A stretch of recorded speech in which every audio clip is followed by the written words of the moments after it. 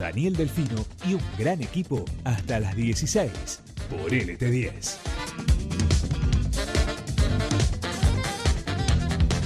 Qué linda tarde que tenemos, 27 minutos pasan de las 14 y es un gusto, como todos los jueves, recibirla a Alicia Arese de Alicia Libro. ¿Cómo estás, Alicia? Buenas tardes.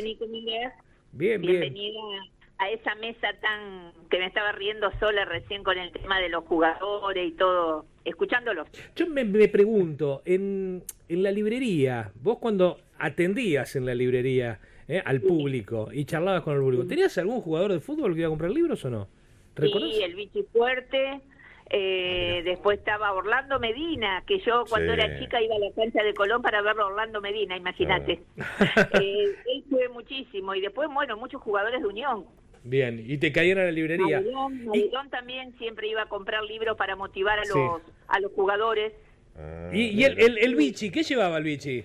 ¿Romántico? ¿Qué? No me acuerdo, me parece que le iba a comprar siempre libros a los hijos o a los sobrinos, algo por el estilo, no los tengo muy presente. Pero de Madelón sí me acuerdo porque una vez estuvimos hablando del Caballero de la Armadura Oxidada, que fue un libro que me acuerdo que, qué sé yo, no sé, hará más de 15 años, era pan caliente, como le dicen en el kiosco, ¿no? Cuando ponen una golosina y se vende todo el día. Bueno, El Caballero de la Armadura Oxidada era un libro que se había metido en las escuelas, los alumnos del secundario lo leían, en toda la gente que hacía autoayuda y superación.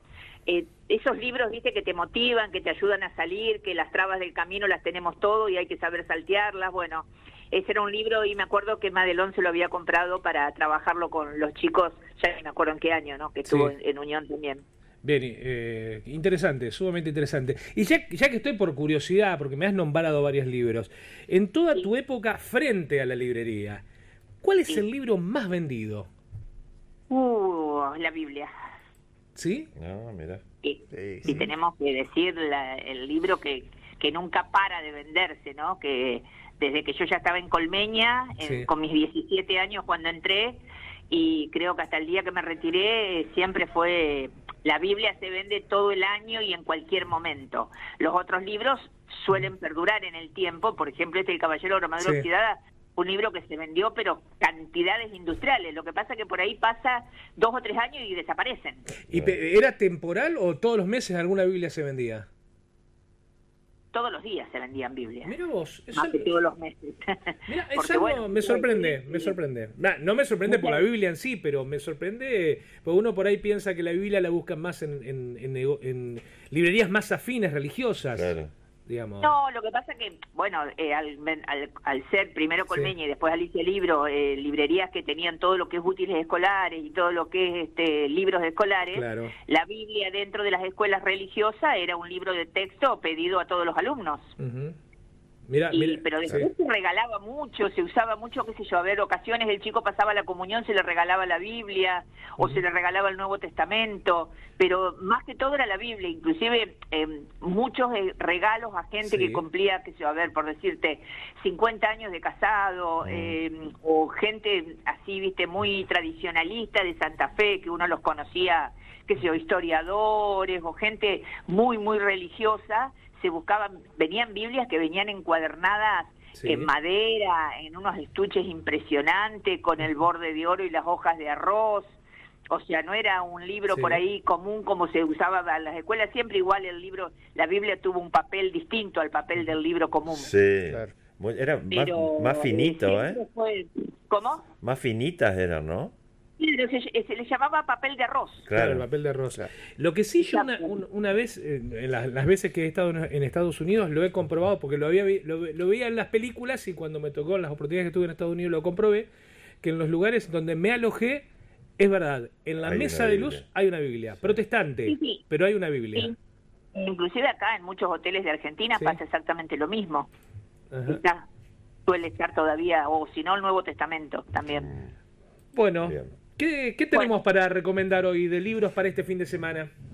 Bueno, tenemos a Eduardo Sacheri, un autor muy conocido, especialmente por la novela, por la ficción, sabiendo que hizo Papeles al viento, La noche de la usina, donde se ambientó después la Odisea de los Giles, la película de Ricardo Darín. El secreto de sus ojos, La pregunta de sus ojos, perdón, que también fue película después muy vista y muy llevada. Y ahora presenta un libro que se llama Los días de la revolución. Sacheri, antes de empezar a escribir todo lo que era ficción, fue historiador, fue una persona que estudió y se recibió de historiador. Y ese es el primer libro de historia pura que saca, que no está novelado. Es un ensayo de la Argentina cuando todavía no era Argentina. Está ambientada en los años 1806 y 1820, y es un ensayo histórico porque cubre este periodo clave en que se fue descargando todo y se desarmó el virreinato del Río de la Plata y empieza a gestarse lo que sería después la Argentina. Entre estos 2 años, entre 1806 y 1820, el Imperio Español se desmoronó, con ello se cae el virreinato, y Argentina no nació automáticamente como decir, bueno, hoy lo festejamos y ya está Argentina en pie. Ahí es un proceso largo que empieza, muy confuso, violento y sin un plan claro. Y Sacheri lo divide en 3 partes al libro, como para poder entenderlo mejor, pero verdaderamente leerlo a Sacheri es como leer un libro de historia de la escuela, pero sin ser un texto, sino que es una obra que te va llevando, porque como está en forma de ensayo, te va llevando en una forma más amplia. La primera parte está ambientada en 1806 y 1810, donde las invasiones inglesas, crisis del Imperio Español por Napoleón y el clima de Buenos Aires antes de Mayo. Después toma 1810-1816, que fue la Revolución de Mayo, las juntas, las guerras de la independencia y la declaración de 1816. Y la última parte es de 1816 a 1820, que es el año donde se cae el gobierno central, ganan las autonomías provinciales y empieza la anarquía. El país que conocemos se arma después de todo eso, y esta es la historia de cómo el virreinato del Río de la Plata se desarmó entre 1806 y 1820, y está contada sin mitos. Viste que muchas veces no, son mitos, son cosas que, qué sé yo, no sabemos si existieron o no. Acá verdaderamente es la historia como la tenemos que conocer.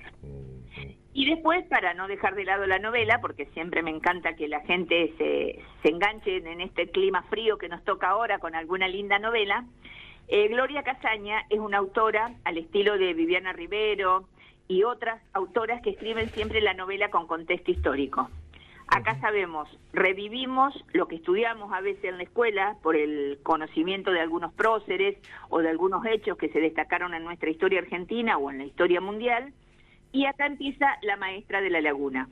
Esta se reeditó, no es una novela nueva, pero sí estuvo muchos años agotada y ahora acaba de aparecer, y esta novela está ambientada en la época de la presidencia de Sarmiento, en el año 1870, cuando Sarmiento trae al país maestras norteamericanas para fundar escuelas en el interior de nuestro país. Y Elizabeth O'Connor viene de Boston, es una joven idealista, culta, valiente, y la destinan a Mar Chiquita, un pueblo cerca de la laguna, en plena pampa. Esta escuela está comprometida porque, bueno, los aborígenes que estaban ahí sometiendo muchas veces a toda la otra gente, hace que los chicos que tenían que ir a la escuela no vayan, o no todos tenían el lenguaje de lengua castellana, sino que hablaban en otros idiomas. Entonces a esta mujer le resultó todo muy hostil, venían los malones, las epidemias, los prejuicios en una sociedad que era muy rara, donde se rige por códigos y que cada cosa no encajaba en su lugar, como decimos siempre que tiene que hacerse. Y ahí ella conoce a Francisco Peña y Balcarce, que es un hombre de familia aristocrática que viene escapándose de Buenos Aires, y viene huyendo por un secreto familiar muy oscuro. Y ella empieza una relación con este hombre muy linda, donde tiene altibajos, donde tiene cosas muy serias, pero también muy felices. Acá empieza el amor, el choque cultural, la redención de Argentina del siglo XIX, la Pampa Brava, el fin de la guerra de la Triple Alianza, el auge del ferrocarril y el telégrafo. Hasta esa época es donde Gloria Casañas toma esta excelente novela para revivir un poco lo que fue Sarmiento con todo ese esplendor de que quería que todos aprendiéramos a leer y escribir, como fue el que tiene, viste, no sé si alguna vez fuiste a San Luis, a San Francisco del Monte de Oro, donde donde funciona todavía, está armada debajo de un tinglado muy grande, un aula de la que ahí fue donde él empezó a enseñarle a todos los hijos de terratenientes que estaban en esa época, que eran mucho más grandes que él, porque él tenía 14, 15 años, que era un autodidacta, y que le empezaba a dar clase a estos chicos que tampoco sabían, mujeres y hombres que no sabían leer y escribir, y que eran hijos de grandes poderosos. O sea que Sarmiento desde muy chico tuvo esa necesidad de poder enseñar, y después cuando él llega a la presidencia de Argentina es donde empieza a traer a estas mujeres de otros países para que enseñen en el nuestro. Bien, dos propuestas realmente sumamente interesantes para aquellos que les gusta la historia, tienen de parabienes, digamos. Y vos sabés que para lo que a mí, por ejemplo, te digo la verdad, las novelas románticas me gustaban más la novela romántica pura, no claro, que por ahí tengan mucho contexto histórico, pero vos sabés que terminás de aprender tanto, o quizás ahora en nuestra edad empezás a entender cosas que cuando eras mucho más joven decías, no, esto no puede haber pasado, no puede haber sido. Y hoy lo empezás a entender de otra manera. Por eso es lindo a veces, en distintas épocas de lo que uno va viviendo, ir agarrando algunos distintos libros también. Bueno, pero lo que recomendaste la semana pasada era una novela romántica metida dentro de la historia, dentro de lo que eran los libros perdidos. Exacto, y ahí estaba ambientada en España.